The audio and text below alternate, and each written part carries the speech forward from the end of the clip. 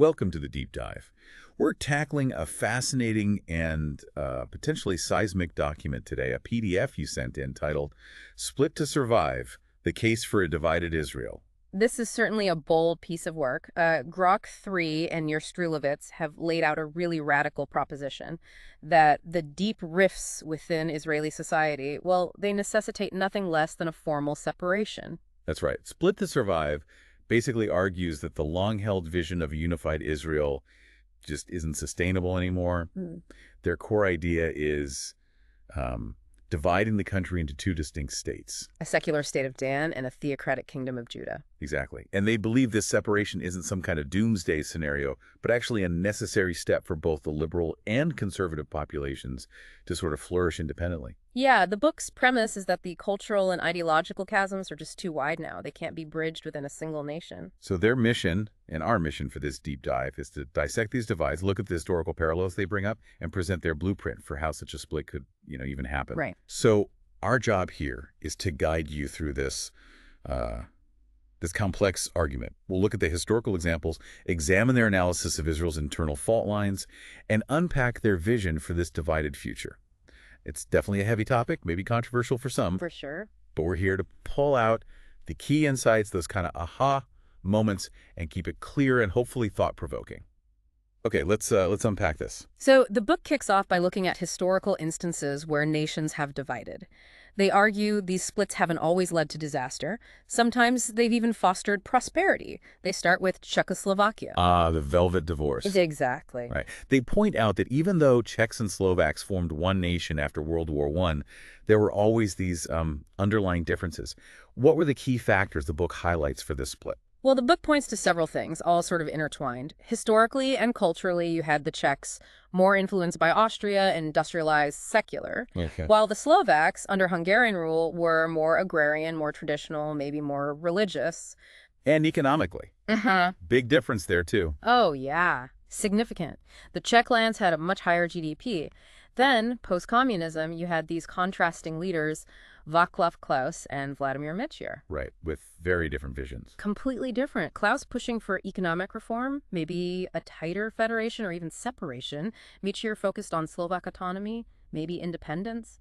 The book also mentions the lack of strong unifying media and the wider context, the Soviet Union collapsing, Yugoslavia breaking up. Made the idea seem less radical, perhaps. Possibly less daunting, yeah. And it's interesting, the book notes that public opinion wasn't massively in favor of splitting at the time. That's a key point they make. In '92, only a minority in both regions actively wanted to dissolve the country. So the leaders pushed ahead anyway. They did, without a referendum, maybe fearing it would just stir things up more.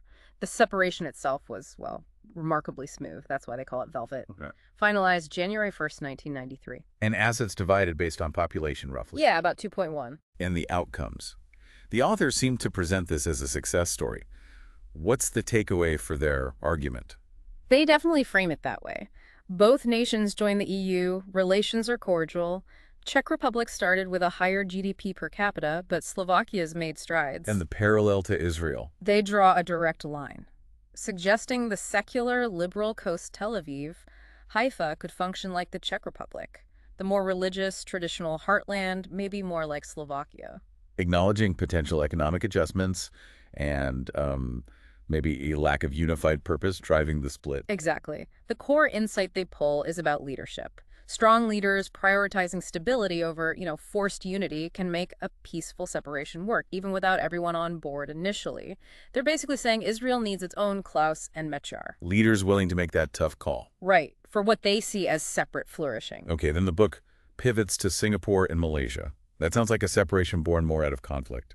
It absolutely was. Singapore joined Malaysia in '63, but it was very short-lived, marked by escalating friction, racial, political, economic. What were the main drivers there? The book highlights fundamental political disagreements. Singapore's ruling party, the PAP, pushed for multiracial equality.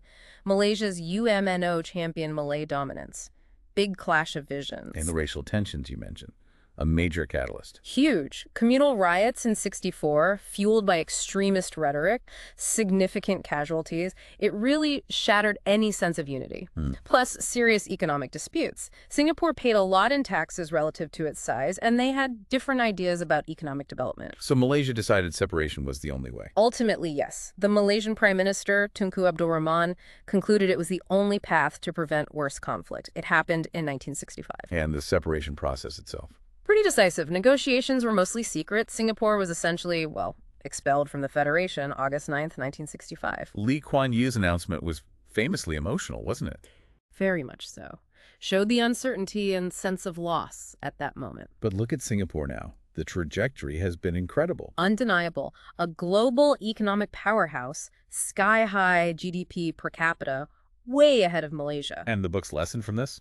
They suggest it shows the potential for places like Tel Aviv and Haifa, the state of Dan, to thrive as innovation hubs, just like Singapore did after separating. While the religious heartland Judah could focus more on cultural identity, like Malaysia. That's the parallel they draw. The crucial point being that separation might be necessary to stop ideological clashes from escalating, just as racial clashes forced Singapore's exit. So the pain of expulsion ultimately freed Singapore's potential. That's the argument. And they think separation could do something similar for the secular, innovation-focused parts of Israel, freeing them from the constraints of a unified religious state. The book also quickly mentions Norway and Sweden separating in 1905. Another peaceful split. Yes, another example they use of a peaceful separation leading to positive outcomes for both sides. So pulling it all together, what overarching lessons do the authors take from these historical cases for Israel today? They synthesize a few key things. 1, the critical role of leadership. 2, the need for mutual self-interest, both sides seeing some benefit to avoid conflict. 3, the potential for prosperity after dividing. And 4, timing. Acting before things get too heated. Exactly. Acting before tensions reach a point of no return. They even mention a Shin Bet chief's resignation in their projected timeline as a sign of a closing window for action. Okay, so the history lesson is division isn't automatically a disaster. Now let's get into the heart of their argument. The deep cultural and ideological fault lines inside Israel itself. They see these divisions are literally tearing the nation apart. Right. This is really the core pillar supporting their call for separation. The book traces it back historically, starting with the Ashkenazi foundations of the state. The European immigrants, largely secular socialist values. Correct. That was the dominant force in the early state building. And then the big wave of Mizrahi immigration in the 1950s changed the dynamic. The book talks about some really serious challenges they faced. Absolutely. It details a very tough integration for Mizrahi Jews from the Middle East and North Africa. They talk about the awful conditions in the Mabarat transit camps, Right. the systemic discrimination from the Ashkenazi establishment, and that incredibly painful issue of the alleged stolen babies. And they contrast this with the Ashkenazi experience. They do, suggesting that while Ashkenazim also faced difficulties, Mizrahim often ended up marginalized socioeconomically, forming distinct communities, feeling resentment. This is where they draw that parallel to Douglas Murray's work on unintegrated communities in Europe. The book also points to lasting economic gaps between Ashkenazi and Mizrahi Jews using recent data. How does that connect to today's divisions? They argue these historical inequalities heavily shaped political loyalties. Ashkenazim historically leaned left. Mizrahim, feeling shut out by the Ashkenazi elite, increasingly moved towards the right, towards Likud. Creating strong identity politics. Very strong, with many Mizrahi voters showing intense loyalty to leaders like Netanyahu, even through controversies. And they give examples, right, that the Miki Zohar kaf thing, the Orta Peretz incident, illustrating that loyalty. They do. They highlight what seems like unwavering support for Netanyahu in a large part of the Mizrahi community, regardless of scandals. Again, drawing parallels to European populist movements. Where followers show similar devotion. Right. They also mention negative stereotypes, sometimes attached to Mizrahim, like the term Marokkai Sakin, suggesting this widens the cultural gap. Then the book zooms in on the settler movement and the ultra-Orthodox community. Key forces widening the divide, in their view. Precisely. For the settler movement, they acknowledge diverse motives, but focus on the influence of ideological extremists. They name Ben-Gvir and Smotrich, noting their past activities and current government roles. And the tension between settlers and the IDF and violence against Palestinians. Yeah, they point to that tension. referencing awful events like the Cave of the Patriarchs massacre, the Duma arson attack. They even include Rabin calling settlements a cancer, and Smotrich's comment about Hamas being an asset. And the ultra-Orthodox, the Haredim, how do they fit into this picture of fragmentation? The book describes them as a really distinct cultural bloc. High birth rates, generally avoiding army service in the formal workforce, relying heavily on state subsidies. And wielding significant political power through their parties. Exactly. Shahs and United Torah Judaism.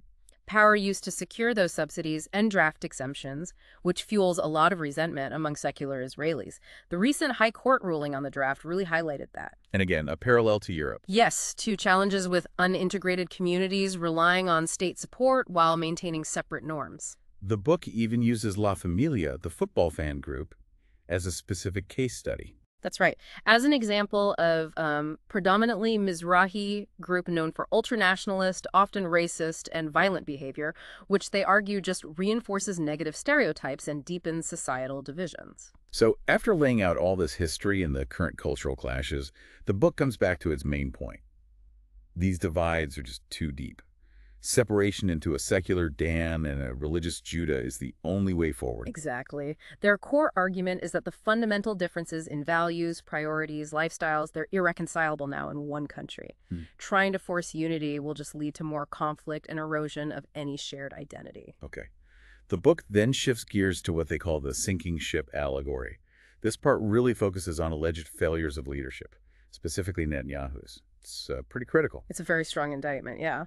The authors lay out a detailed critique, alleging a pattern of corruption, negligence, and actions they claim have seriously undermined national security. Starting with the submarines affair. Right, where Netanyahu allegedly approved selling advanced submarines to Egypt, bypassing security protocols, maybe involving conflicts of interest. They also bring up the F-35 affair, selling advanced jets to the UAE, potentially compromising Israel's military edge. Yes, and they mention controversial talks about potential nuclear help for Saudi Arabia, suggesting Netanyahu might have facilitated that under the guise of civilian projects. Beyond security, they list other alleged failures. Several.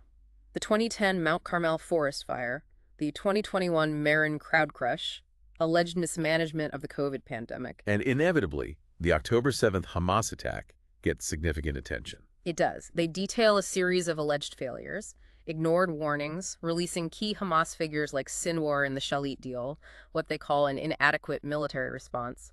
They also bring up the controversial Qatari connection affair again, suggesting improper influence on hostage talks. The section on corruption seems quite extensive, too. Submarines, natural gas, Sarah Netanyahu's alleged influence, Qatargate. Yeah, they paint a picture of widespread corruption. Conflicts of interest, misuse of state resources, questionable foreign influence, the Qatari connection affair, with allegations of planned payments to Likud and Netanyahu, arrests of advisors. They present that as a particularly serious breach of trust. And finally, under this sinking ship idea, they talk about dictatorial maneuvers.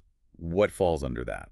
Things like the 2023 judicial overhaul push, weakening the Supreme Court, alleged police brutality against protesters, firing dissenting voices like Gallant, appointing loyalists. And they tie this back to the demographic divide. Yes, arguing Netanyahu's power base depends heavily on Mizrahi, settler, and ultra-Orthodox support the Kingdom of Judah, basically despite warnings from former security chiefs. So this whole chapter paints a really bleak picture. Extremely bleak.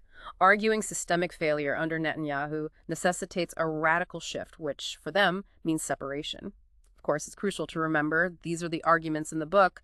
Other perspectives on these events definitely exist. Right. So the book's laid its foundation.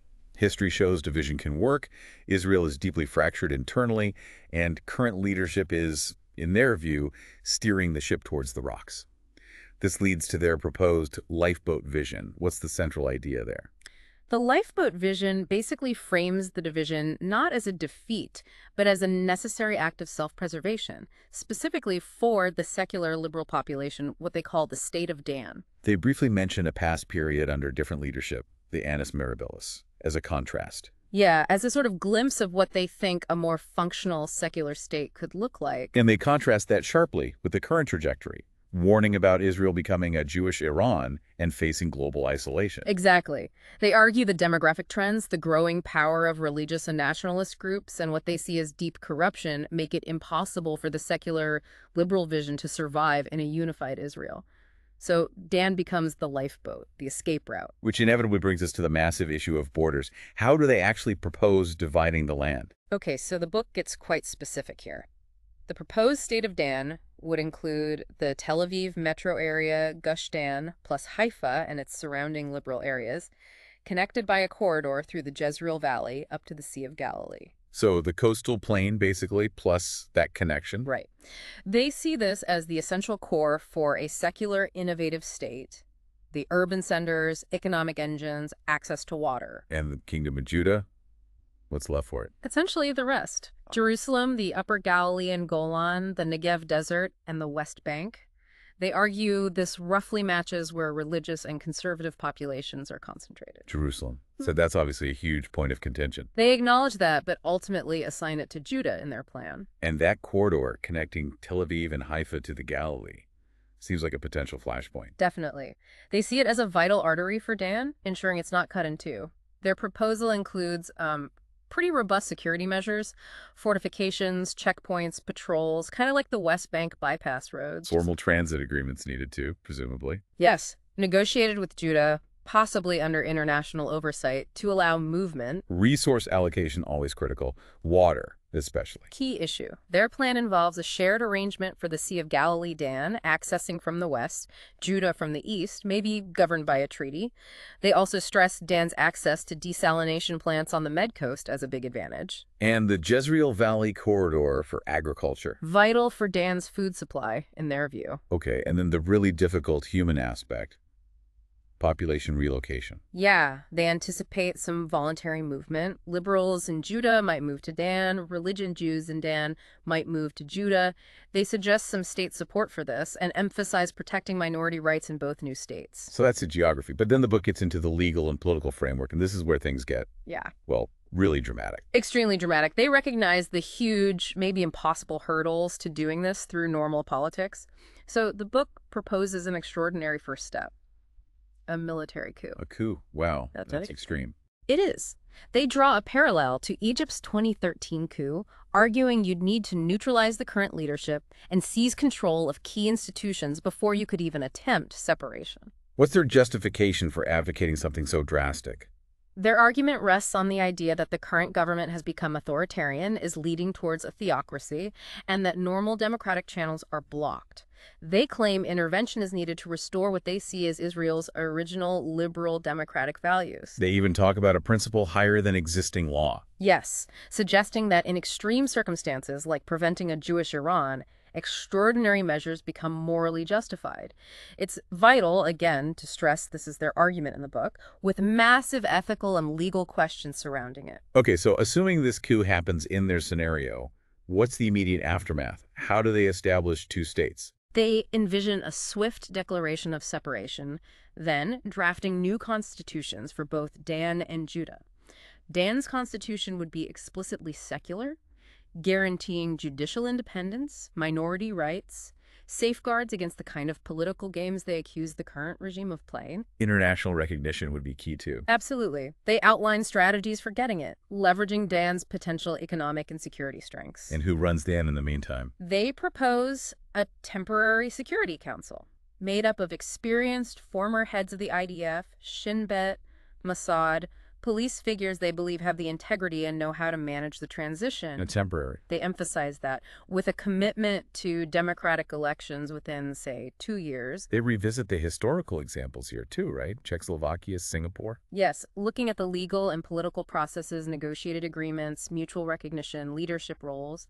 But they admit Dan's situation might require a unilateral declaration, unlike those cases. The book doesn't shy away from the potential for violence either? No, it doesn't. While peaceful separation is the stated goal, they acknowledge resistance from Judah is possible, even likely. They talk about needing strategic disruption, inspired by historical cases where force was used to achieve political ends, aiming to minimize casualties, but acting decisively. And they briefly touch on the economy, security, and transitional justice. Right. For the economy, Dan needs its own trade relationships, maybe a new currency. Security means securing borders, building alliances. Transitional justice involves balancing accountability for past actions with the need for reconciliation within Dan itself. Okay, let's move to dividing assets and liabilities. Another incredibly thorny issue. Hugely complex. The authors propose a very specific framework. For nuclear assets, they argue Dan should get a proportional share of warheads and even 2 Dolphin-class submarines. Why submarines? Crucial for Dan's long-term deterrence in their And conventional military gear, missiles, planes. divided based on Dan's territory and population share. Water resources, again, Dan keeps control of the Northern National Water Carrier and desalination. Yes, and that shared access to the Sea of Galilee, but ensuring Dan's access is secure. The economic ideas are interesting, especially the blockchain Dan Digital Shekel. Why blockchain? This is central to their vision for Dan's economic independence and security. They think a blockchain CBDC offers more transparency and protection against cyber attacks or interference from Judah compared to a traditional central bank system they might not trust. Using blockchain for governance, too. Yes, they envision it for various functions within Dan. What about shared infrastructure? Power plants, airports, seaports? Generally follows the territory. If it's in Dan, it belongs to Dan, and vice versa for Judah.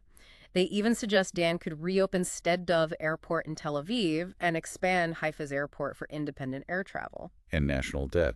How do they propose splitting that? Based on projected GDP contribution, they expect Dan's tech economy to be stronger, so it should take on a larger share of the existing debt. And they frame all this asset division as non-negotiable. Pretty much.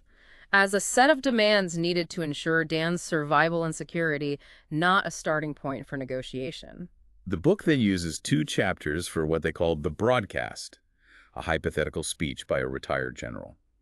This sounds like a key part of managing the fallout of a coup. It really is. They know a coup and separation announcement could cause chaos, violence, so this broadcast is designed as a strategic communication tool. To justify the coup. Exactly. Justify it, reassure people, encourage cooperation. The first part goes hard on detailing the alleged betrayals and failures of the ousted prime minister, painting a picture of deep crisis caused by his leadership. A strong moral case for drastic action. That's the goal. Using a respected general figure to lend credibility to the claims and the need for radical change, framing it as rescuing the nation. And the second part of this hypothetical broadcast. It broadens the critique to other senior officials, warning of catastrophes like a third intifada or wider war because of their policies. It also makes a bigger moral argument, positioning liberal principles as superior to flawed human laws that led Israel astray. So the goal is to delegitimize the old government. Completely. Undermine them, win public support for the division, and crucially, try to head off widespread violence by controlling the narrative and framing separation as the only sane moral choice left. Finally, the book looks ahead. Border management, diplomacy, future prospects for Dan. They sound pretty wary about the future relationship with Judah. That's fair. They don't expect smooth sailing. They envision a cold peace at best, marked by constant vigilance, deep suspicion of Judah's intentions. So border management would be strict. Extremely. Heavy physical defenses, tight controls on movement, intensive intelligence gathering to counter potential sabotage or infiltration from Judah. And diplomacy, not expecting cooperation. Not really. They foresee Judah potentially viewing Dan as lost territory, maybe wanting reunification someday. So Dan's strategy is non-aggression treaties backed by international pressure, minimal trade, constant monitoring. Their proposed immigration policy for Dan sounds very selective too. Highly selective. Focused on attracting skilled people with money and strong secular values, explicitly aiming to keep out those they call parasites. Rigorous screening. Very. Strict measures for illegal immigrants. Even for Dan's citizens returning from Judah, they propose a kind of debriefing protocol to check for, compromising influences. Reflects deep distrust. Deep distrust, yeah. Oh. And a determination to protect Dan's secular identity and security. Their vision is diverging paths. Dan flourishes as liberal, prosperous, high-tech. Judah becomes more isolated, theocratic. And they end with a strong call to action. A powerful call for those who buy into the lifeboat vision of Dan, emphasizing that stark choice, split now, or as they see it, sink together. So just to recap the core of this deep dive into Split to Survive, the book argues that dividing Israel into a secular state of Dan and a theocratic kingdom of Judah isn't ideal, but a necessary lifeboat. Right, a lifeboat for the secular liberal population, given what the authors see as these irreconcilable cultural divides and a disastrous path under current leadership. We've looked at their arguments using historical precedents, their analysis of the deep fractures in Israeli society today, and their pretty radical proposals for how to actually achieve this split. including that military coup idea, the detailed plans for borders, resources, future relations. And the stark choice they present is basically split now or sink together. Which really raises a crucial question for you listening to this. If you're deeply invested in Israel's future, or just interested in how divided societies function, what parts of this radical proposal resonate most or seem most alarming? Yeah, what practical and ethical challenges jump out as being the biggest hurdles? And maybe does thinking about such extreme solutions, even if you totally disagree with them, offer any useful insights into the real underlying tensions and possible futures for nations facing these kinds of deep internal splits? It forces you to confront the depth of the problems, perhaps. It's certainly a deeply complex and definitely thought-provoking proposal. We really encourage you to consider all the layers and the potential implications of such a drastic vision. Thank you for joining us for this deep dive.